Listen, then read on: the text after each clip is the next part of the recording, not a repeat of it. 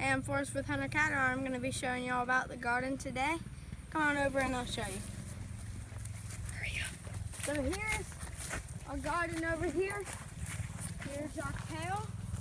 We now make a bunch of kale chips with it. So we will want to use the type of scissors that are for thicker stalks. We'll cut them at the base, so in like 3 days we'll have another leaf right in its place. And they're really good. So we're gonna close our scissors up and come over here. I'm gonna show, because that reminds me of the potatoes actually.